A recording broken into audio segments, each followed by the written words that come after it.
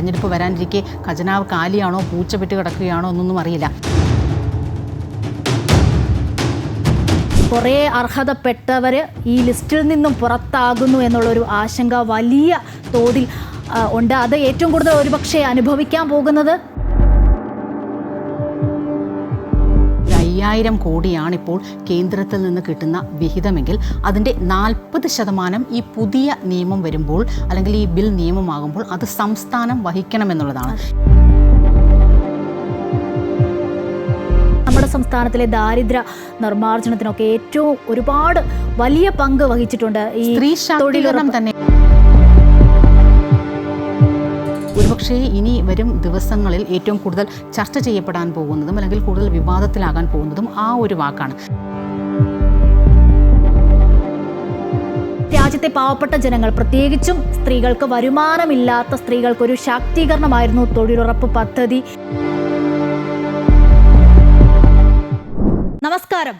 മഹാത്മാഗാന്ധി തൊഴിലുറപ്പ് പദ്ധതി തൊഴിൽ രംഗത്ത് വിപ്ലവം സൃഷ്ടിച്ച പദ്ധതി തന്നെയാണ് ഇത്. VB റാംജി അഥവാ Viksit Bharat guarantee for Rozgar and Ajeevika mission Grameen എന്നതാണ് പുതിയ പേര്. തൊഴിലുറപ്പ് പദ്ധതി പേരിൽ മാത്രമല്ല, രൂപത്തിലും ഉള്ളടക്കത്തിലുമൊക്കെ അടിമുടി മാറുകയാണ്. അങ്ങനെ മാറുമ്പോൾ സംസ്ഥാനങ്ങൾക്കും സ്ത്രീകൾക്കും അത് പ്രയോജനമാകുമോ? എന്തെല്ലാം മാറ്റങ്ങൾ? ഈ വിഷയമാണ് ഇന്ന് വനിതാ ജംഗ്ഷൻ പരിശോധിക്കുന്നത്.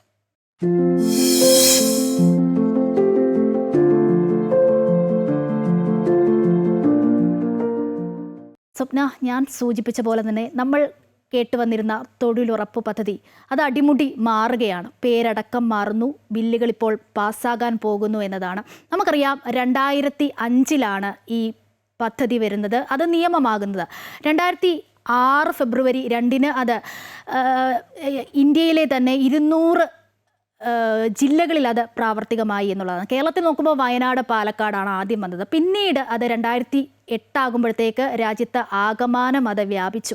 സ്ത്രീകൾക്കൊക്കെ ഏറെ ഗുണകരമാകുന്ന, ഉൽപാദനക്ഷമത കൂടിയ, അല്ലെങ്കിൽ സ്ത്രീകൾക്കൊരു വരുമാനം എത്തുന്ന തൊഴിലുറപ്പ് പദ്ധതി അത് ആകെ ഇങ്ങനെ അടിമുടി മാറുമ്പോൾ എങ്ങനെയായിരിക്കും ഇനി പുതിയതായി വരുന്ന പദ്ധതി?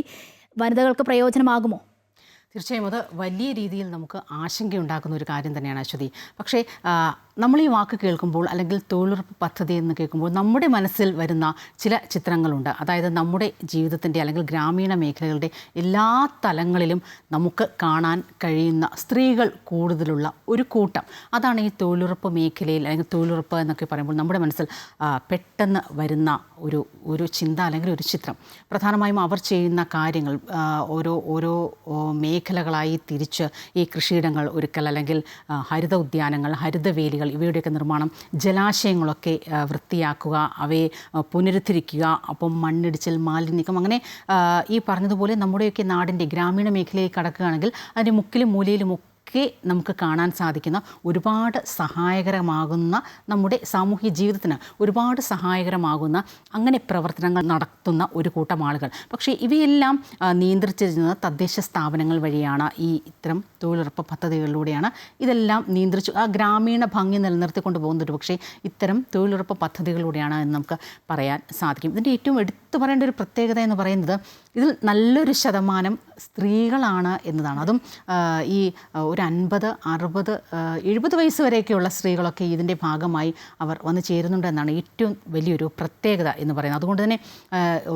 നാട്ടിൻ പ്രദേശത്തെ സ്ത്രീകൾ എന്ന രീതിയിൽ അവരുടെ ഒരു അറിവ് അല്ലെങ്കിൽ അവരുടെ ഒരു എക്സ്പീരിയൻസ്, പ്രവർത്തന പരിചയം, ഇതിൻ്റെ എല്ലാം ഭാഗമായി ഇവർ ഉപയോഗിക്കാറുണ്ട് എന്നതും ഏറ്റവും വലിയ ഒരു കാര്യമാണ്. മാത്രമല്ല, നേരത്തെ അശ്വതി സൂചിപ്പിച്ചതുപോലെ തന്നെ ഒരു വരുമാനം കിട്ടുകയാണ്.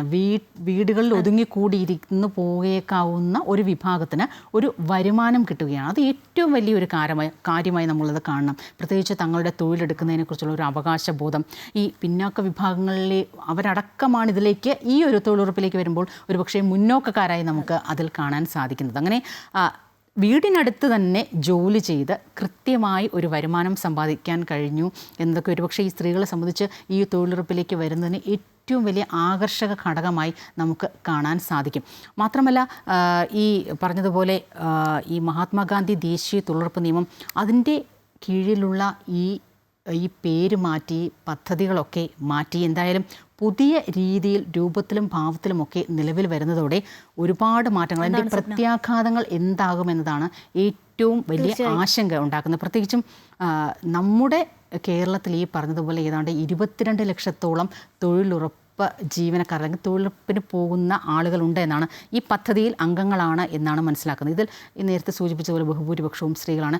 ഈ പുതിയ നിയമത്തിൻ്റെ ഒരു പ്രധാന കാതൽ എന്ന് പറയുമ്പോൾ നിലവിൽ അതിൽ രജിസ്റ്റർ ചെയ്ത ആർക്കും ഇതിൻ്റെ ഭാഗമായി ജോലി ചെയ്യാം, അതിനവർക്കുള്ള വേതനം കിട്ടുമെന്നാണ്. കടുത്ത ആശങ്കയാണ് നിലനിൽക്കുന്നത്. നമുക്കറിയാം 100 തൊഴിൽ ദിനങ്ങൾ ലഭിക്കണം എന്നുള്ളതാണ്. അത് പക്ഷേ 125 ആകുമ്പോൾ കൂടുതൽ തൊഴിൽ ദിനങ്ങൾ ലഭിക്കുമെന്നായിരിക്കുമല്ലോ എല്ലാവരുടെ ഒരു പ്രത്യാശ. പക്ഷേ അതിൽ കടുത്ത ഒരു ആശങ്ക നിലനിൽക്കുന്നു എന്നുള്ളതാണ്. ഇത് അന്തസ്സത്തെയൊക്കെ ചോദ്യം ചെയ്യുന്നതാണോ എന്നുള്ളതാണ്. കാരണം കടുത്ത സാമ്പത്തിക പ്രതിസന്ധിയിലാണ് നമ്മളടക്കമുള്ള പല സംസ്ഥാനങ്ങളും ഉള്ളതെന്നാണ് ഞാൻ മനസ്സിലാക്കുന്നത്. അങ്ങനെയാണെങ്കിൽ 60% കേന്ദ്രമിടുമായിരുന്നു, 40% സംസ്ഥാനം ഇടുന്നത്. അങ്ങനെയെങ്കിൽ അത് മാറി വരുന്നു, വിഹിതം കുറയ്ക്കുന്നു. അങ്ങനെയെങ്കിൽ സംസ്ഥാനം കടുത്ത സാമ്പത്തിക പ്രതിസന്ധിയിലൂടെ പോകുമ്പോൾ ഈ 125 ദിനങ്ങൾ എന്നുള്ളത് വെട്ടിച്ചുരുങ്ങാനാണ് സാധ്യത ഏറെയും ഉള്ളത്. അങ്ങനെയാകുമ്പോൾ തൊഴിൽ ദിനങ്ങൾ കുറയും. അത് വനിതകൾക്കൊക്കെ വളരെ പ്രയാസകരമാകുമെന്നതാണ് മനസ്സിലാക്കേണ്ടത്. ഈ തൊഴിൽ ദിനങ്ങൾ കുറയുമ്പോൾ ഈ അശ്വതി സൂചിപ്പിച്ചതുപോലെ ഇപ്പോൾ 100 ദിവസം എന്ന് പറയുന്നത് 125 ദിവസമാകുന്നു. ഇപ്പം ഒരു നേരത്തെ സൂചിപ്പിച്ച ഒരു 4000 കോടി അല്ലെങ്കിൽ 5000 കോടിയാണ് ഇപ്പോൾ കേന്ദ്രത്തിൽ നിന്ന് കിട്ടുന്ന വിഹിതമെങ്കിൽ അതിൻ്റെ 40% ഈ പുതിയ നിയമം വരുമ്പോൾ അല്ലെങ്കിൽ ഈ ബിൽ നിയമമാകുമ്പോൾ അത് സംസ്ഥാനം വഹിക്കണമെന്നുള്ളതാണ്. ഇപ്പോൾ നിലവിൽ ഇപ്പോൾ ഈ ഒരു സാമ്പത്തിക വർഷത്തെ കണക്കുകൾ നമ്മൾ പരിശോധിക്കുകയാണെങ്കിൽ 73,377 കോടി രൂപയാണ് കേന്ദ്രത്തിൽ നിന്ന് ഈ തൊഴിലുറപ്പിന് നമ്മുടെ സംസ്ഥാനത്തിന് ലഭിച്ചിരിക്കുന്നത്. ഇപ്പോൾ ഈ പുതിയ നിയമം അനുസരിച്ചാണെങ്കിൽ അതിൽ 29,334 കോടി നമ്മൾ സംസ്ഥാനം കയ്യിൽ നിന്നിടേണ്ടി വരും. സ്വാഭാവികമായും ഈ ഒരു തുക ഇപ്പോഴത്തെ ഞെരുങ്ങിയാണ് ഈ കഴിഞ്ഞ വർഷങ്ങളെല്ലാം കടന്നു പോകുന്നത്, ഇപ്പോഴും പോയിക്കൊണ്ടിരിക്കുന്നത്. വരുന്നൊരു തെരഞ്ഞെടുപ്പ് വരാനിരിക്കെ ഖജനാവ് കാലിയാണോ പൂച്ചപ്പെട്ട് കിടക്കുകയാണോ എന്നൊന്നും അറിയില്ല. അതിൽ തന്നെ ഉണ്ട് സ്വപ്ന, ഇപ്പം പല പദ്ധതികളുടെയും വിഹിതം കേന്ദ്ര സർക്കാരിൽ നിന്നും ലഭിക്കാനുണ്ട്. അപ്പോഴാണ് മറ്റൊരു പദ്ധതി ഇങ്ങനെ വരുന്നതും രൂപം മാറി വരുന്നതും. അതിൽ നിന്ന് ഇനി എങ്ങനെ ഫണ്ട് വരുമെന്ന് കണ്ടറിയണം. അപ്പം ഈ കൂടുതൽ സാമ്പത്തിക ഞെരുക്കത്തിലേക്ക് പോകുകയാണ് അടുത്ത ഒരു ആശങ്ക. അതായത് പലപ്പോഴും നമ്മൾ ശ്രദ്ധിച്ചാൽ അറിയാം, ഈ BJP ഭരിക്കുന്ന സംസ്ഥാനങ്ങൾക്ക് ഫണ്ടുകളൊക്കെ കുറച്ച് കൂടുതൽ കിട്ടുന്നതായി കേരളമടക്കമുള്ള സംസ്ഥാനങ്ങൾ പലപ്പോഴും ആക്ഷേപം ഉന്നയിക്കാറുണ്ട്. അത് അവരോടുള്ളൊരു പക്ഷപാതപരമായ പെരുമാറ്റം. അതുപോലെ ഒരു സംഭവം ഒരുപക്ഷേ ഈ ഉറപ്പ് പദ്ധതിക്ക് ഒരു മാറ്റം സംഭവിച്ചു വരുമ്പോൾ സംഭവിക്കുമോ എന്നുള്ളതാണ്. കാരണം പുതിയ നിയമം അനുസരിച്ച് ഇതിൽ രജിസ്ട്രേഷൻ നിർബന്ധമാണ്. ഇത് ഏതൊക്കെ അപ്പോൾ ഈ രജിസ്ട്രേഷൻ എന്ന് പറയുമ്പോൾ ഏതൊക്കെ ഗ്രാമങ്ങൾ, ഏതൊക്കെ മാനദണ്ഡം, ഇതെല്ലാം ഈ പറഞ്ഞതുപോലെ കേന്ദ്ര സർക്കാരാകും നിശ്ചയിക്കുക. അപ്പോൾ ഈ പറഞ്ഞതുപോലെ പുതിയതായി അല്ലെങ്കിൽ ഏതെങ്കിലും ഗ്രാമങ്ങളിലേക്ക് ഇത് വരികയാണെങ്കിൽ അതിനുള്ള അധിക ബാധ്യത കൂടി ഒരുപക്ഷെ നമ്മുടെ സംസ്ഥാന സർക്കാർ വഹിക്കേണ്ടി വരുമെന്നുള്ളതാണ് ഏറ്റവും വലിയ ഇതിൻ്റെ ഒരു നെഗറ്റീവ് പോയിൻ്റായിട്ട് നമുക്ക് എടുത്തു പറയാനുള്ളത്. അതുമാത്രമല്ല പ്രത്യേക മാനദണ്ഡങ്ങൾ വരുമ്പോൾ സ്വാഭാവികമായും ഇതുവരെ ഇപ്പോൾ കേന്ദ്രം ഫണ്ട് അനുവദിക്കുന്നു, സംസ്ഥാനം ഇതിൽ രജിസ്റ്റർ ചെയ്യുന്ന ആർക്കും ഇതനുസരിച്ച് തൊഴിൽ നൽകുന്നു. അതിനപ്പുറത്തേക്ക് ഈ പുതിയതായി വരുന്ന നിയമങ്ങളനുസരിച്ച് കേന്ദ്രം മുന്നോട്ട് വയ്ക്കുന്ന മാനദണ്ഡങ്ങൾ, ആ മാനദണ്ഡങ്ങൾ അനുസരിച്ചുള്ള ഒരു തൊഴിൽ വിഭജനം എന്ന് പറയുമ്പോൾ അത് എത്രത്തോളം സ്വീകാര്യമാകും എന്ന് നമുക്ക് അറിയാൻ സാധിക്കുകയില്ല. മാത്രമല്ല ഈ 125 തൊഴിൽ ദിനങ്ങൾ എന്ന് പറയുമ്പോൾ അതിൽ ഈ പറഞ്ഞതുപോലെ ഈ കാർഷിക മേഖലയിൽ 60% വരുന്ന ഈ കൃഷി വിളവെടുപ്പുമായി ബന്ധപ്പെട്ട 60% 60 ദിവസങ്ങൾ ഉറപ്പാക്കണമെന്നുണ്ട്. അപ്പോൾ അത് ഇനി മുതൽ പ്രാബല്യത്തിൽ അല്ലാതെ വരുന്ന ഒരു സാഹചര്യം ഉണ്ടാകും. മാത്രമല്ല ഇപ്പോൾ ഉള്ള ഈ കാർഡ്, അതിൻ്റെ കാലാവധി എന്ന് പറയുന്നത് 5 വർഷമാണ്. അവരുടെ ഗ്രാമീൺ കാർഡാണ്. അതെല്ലാം മാറി ഗ്രാമീൺ റോസ്ഗാർ യോജന കാർഡ് എന്ന് പറയുമ്പോൾ അതിൻ്റെ കാലാവധി 3 വർഷമാണ്. അപ്പോൾ ഈ 3 വർഷം കഴിയുമ്പോൾ ഇത് പുതുക്കേണ്ട ഒരു സാഹചര്യം ഉണ്ടാകുന്ന ഒരു നിലവിൽ വരും. മാത്രമല്ല ഇനിയിപ്പോൾ നമ്മൾ ഈ BPL APL അങ്ങനെ പറയുന്നത് പോലെ ഓരോ വിഭാഗത്തിനും കാർഡുകൾ തിരിച്ചുള്ള ഒരു ഇതും നമുക്ക് എടുത്തു പറയേണ്ടി വരും. കാരണം ഇപ്പോൾ ട്രാൻസ്ജെൻഡേഴ്സ് അല്ലെങ്കിൽ പിന്നോക്ക വിഭാഗക്കാർ അല്ലെങ്കിൽ ഇത്ര പ്രായത്തിന് മുകളിലുള്ളവർ, ഇവർക്കൊക്കെ പ്രത്യേകതരം നിറങ്ങളുള്ള കാർഡുകളടക്കം നൽകി അങ്ങനെ ഒരുപാട് മാറ്റങ്ങളാണ്. കുറേ പോസിറ്റീവായിട്ടുള്ള മാറ്റങ്ങളുമുണ്ട്, കുറച്ച് നെഗറ്റീവായിട്ടുള്ള മാറ്റങ്ങൾ. അതുപോലെ തന്നെ ഈ ഒട്ടേറെ പാവപ്പെട്ടവരുടെ ജീവിതത്തിൽ ഒരുപാട് ഗുണങ്ങൾ ഉണ്ടാക്കിയ പദ്ധതിയാണ് തൊഴിലുറപ്പ് പദ്ധതി എന്നത് അതിൽ വരുത്തുന്ന മാറ്റങ്ങൾ ഏറെ ശ്രദ്ധിക്കപ്പെടുന്നു എന്നുള്ളതാണ്. പദ്ധതിയിൽ നിന്നും അനേകം പേർ പുറത്താകുമോ എന്ന ആശങ്ക ഇപ്പോൾ തന്നെ നിലനിൽക്കുന്നുമുണ്ട് സ്വപ്ന.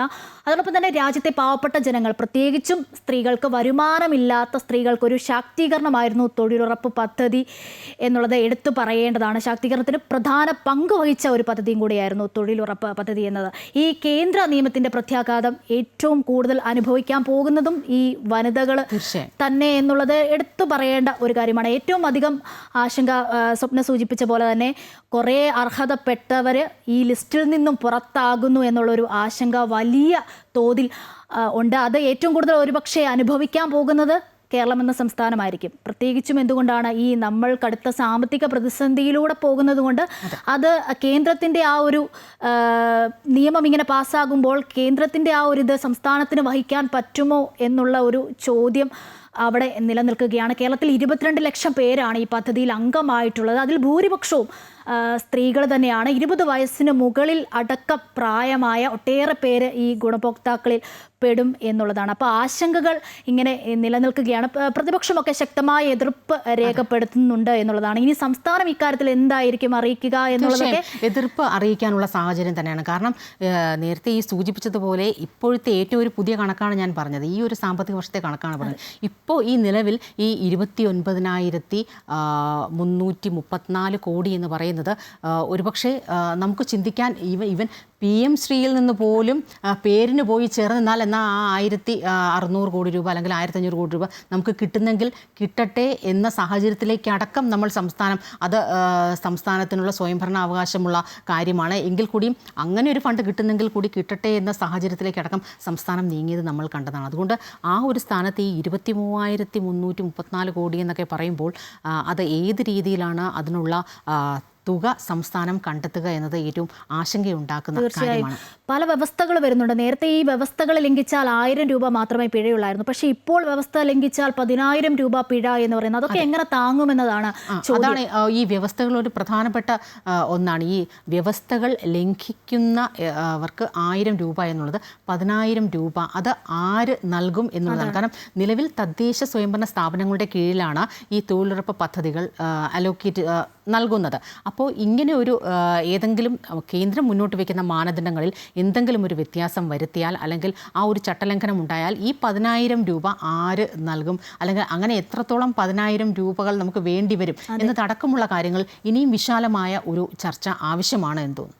അതാണ്, അതായത് രജിസ്റ്റർ ചെയ്യുന്ന എല്ലാവർക്കും തൊഴിൽ ഉറപ്പാക്കുക എന്നതാണ് ഈ തൊഴിലുറപ്പ് പദ്ധതിയിലൂടെ ഉദ്ദേശിക്കുന്നത്. അങ്ങനെയാണെങ്കിൽ തൊഴിലാളികളുടെ വേതനം പൂർണ്ണമായും കേന്ദ്ര സർക്കാർ നൽകുന്നു എന്നതുമായി നിലവിലുള്ള പദ്ധതിയുടെ ഒരു പ്രധാനപ്പെട്ട കാതലായിരുന്നു എന്ന്. പക്ഷേ ഈ പുതിയ ബില്ലിലൂടെ ഈ 2 ഘടകങ്ങളിലും മാറ്റം വരും. അശ്വതി, ഞാൻ നേരത്തെ സൂചിപ്പിച്ചതുപോലെ തന്നെയാണ്. അതായത് കേന്ദ്രം മുന്നോട്ട് വയ്ക്കുന്ന മാനദണ്ഡം ഈ ഒരു നിയമത്തിൽ പറയുന്ന ഒരു പ്രധാനപ്പെട്ട വ്യവസ്ഥയുണ്ട്. അതായത് നോർമിറ്റി അലോക്കേഷൻ എന്ന് പറയുന്ന ഒരു വാക്ക്. ശരിക്കും ഇതുകൊണ്ട് ആ ഒരുപക്ഷേ ഇനി വരും ദിവസങ്ങളിൽ ഏറ്റവും കൂടുതൽ ചർച്ച ചെയ്യപ്പെടാൻ പോകുന്നതും അല്ലെങ്കിൽ കൂടുതൽ വിവാദത്തിലാകാൻ പോകുന്നതും ആ ഒരു വാക്കാണ്. എന്താണ് ഇതുകൊണ്ട് ഉദ്ദേശിക്കുന്നത് എന്ന് വെച്ചാൽ കേന്ദ്രം സംസ്ഥാനത്തിന് നൽകുന്ന വിഹിതം നേരത്തെ സൂചിപ്പിച്ചു. പക്ഷേ അത് അങ്ങനെയാണെങ്കിൽ കൂടി പ്രത്യേക മാനദണ്ഡ പ്രകാരം പണം അനുവദിക്കുമെന്നതാണ് ശരിക്കും ഈ വാക്ക് സൂചിപ്പിക്കുന്നത്. പക്ഷേ ഈ ഓരോ സംസ്ഥാനത്തെയും അതിൻ്റെ തരാതരം പോലെ അളന്ന് തൂക്കി ഇങ്ങനെ ഫണ്ട് നൽകുന്ന പ്രഖ്യാപനമാണ് അപ്പോൾ ഈ വകുപ്പിൽ ഇനി ഉണ്ടാവുക എന്നതാണ് ഇതിൽ ഏറ്റവും വലിയ ആശങ്ക. ബീഹാറിലൊക്കെ നമ്മൾ കണ്ടതാണ് വാരിക്കോരി ഉത്തർപ്രദേശിലടക്കം നമ്മൾ കണ്ടതാണ് വാരിക്കോരി ഫണ്ടുകളൊക്കെ കൊടുക്കുന്നത്. പക്ഷേ അതിന് സമാനമായ ഒരു അവസ്ഥ ഒരുപക്ഷെ ഈ വ്യവസ്ഥ കൊണ്ട്, നോർമിറ്റി അലോക്കേഷൻ എന്ന് പറയുന്ന ഈ ഒരു വ്യവസ്ഥ കൊണ്ട് വന്നേക്കാമെന്ന ഒരു വലിയ ആശങ്ക ഇപ്പോൾ നിലനിൽക്കുന്നു. അതാണ്, കുടുംബശ്രീ പോലൊരു പദ്ധതിയാണ് തൊഴിലുറപ്പ് പദ്ധതി എന്ന് പറയുന്നത്. നമുക്കറിയാം നമ്മുടെ സംസ്ഥാനത്തിലെ ദാരിദ്ര്യ നിർമ്മാർജ്ജനത്തിനൊക്കെ ഏറ്റവും ഒരുപാട് വലിയ പങ്ക് വഹിച്ചിട്ടുണ്ട് ഈ സ്ത്രീ ശാക്തീകരണം തന്നെയാണ് പ്രധാനമായും ലക്ഷ്യമിടുന്നത്. സമാനമായി തന്നെയാണ് പാവപ്പെട്ട കുടുംബങ്ങളിലെ വനിതകൾക്ക് ഒരു തുക വരുമാനമായി ലഭിക്കുക എന്ന് പറയുന്നത് ഏറ്റവും നല്ല കാര്യമാണ്. പ്രത്യേകിച്ച് സംസ്ഥാനങ്ങൾക്ക് അതിനാണിപ്പോൾ കടിഞ്ഞാണിടാനായിട്ട് കേന്ദ്ര സർക്കാർ ഒരുങ്ങുന്നത്. വലിയ പ്രതിഷേധമാണ് ഈ തരത്തിൽ ഉയർന്നു വരുന്നത്. ഒന്ന് ചിന്തിച്ച് ഇത്തരത്തിലുള്ള ബില്ലുകളിലേക്ക് കടക്കുമ്പോൾ അല്ലെങ്കിൽ ഇവ നിയമമാക്കുമ്പോൾ എടുക്കേണ്ട നടപടികളാണ്. സംസ്ഥാനത്തിന്റെ മേൽ അമിത ഭാരം വീണ്ടും കേന്ദ്ര സർക്കാർ ചുമത്തുമ്പോൾ ഈ പദ്ധതി എന്താകുമെന്ന് നമുക്ക് നോക്കിക്കാണേണ്ടിയിരിക്കുന്നു. വീടുകളിൽ മാത്രം ഒതുങ്ങിപ്പോകുമായിരുന്ന ഒരു വലിയ ജനവിഭാഗത്തെ വളരെ പ്രയോജനപ്രദമായി സമൂഹത്തിനു വേണ്ടി ഉപയോഗിക്കാൻ, അവരുടെ കഴിവുകളൊക്കെ മെച്ചപ്പെടുത്താൻ, ഒപ്പം അവരുടെ ശാരീരിക ക്ഷമത വർദ്ധിപ്പിക്കാൻ, അങ്ങനെയൊക്കെ ഒരുപക്ഷെ മറ്റൊരു തൊഴിൽ പദ്ധതിക്കും അവകാശപ്പെടാൻ സാധിക്കാത്ത പല മുഖങ്ങളുള്ള, ഒരുപക്ഷെ പല തലങ്ങളുള്ള ഒരു പദ്ധതി ഒരു പുതുക്കലിലൂടെ എന്തായിത്തീരും, എങ്ങനെയായിത്തീരുമെന്ന് നമ്മൾ കാത്തിരുന്ന് കാണേണ്ടതാണ്. ഒരു പുതിയ പദ്ധതി കൊണ്ടുവരുമ്പോൾ അല്ലെങ്കിൽ ഒരു നിലവിലുള്ള പദ്ധതിയെ പുതുക്കുമ്പോൾ അല്ലെങ്കിൽ പരിഷ്കരിക്കുമ്പോൾ അതിൻ്റെ മുന്നിലുള്ള സാധ്യതകൾ എത്രത്തോളമാണ് എന്ന് മനസ്സിലാക്കി വേണം അതുമായി മുന്നോട്ട് പോകാൻ.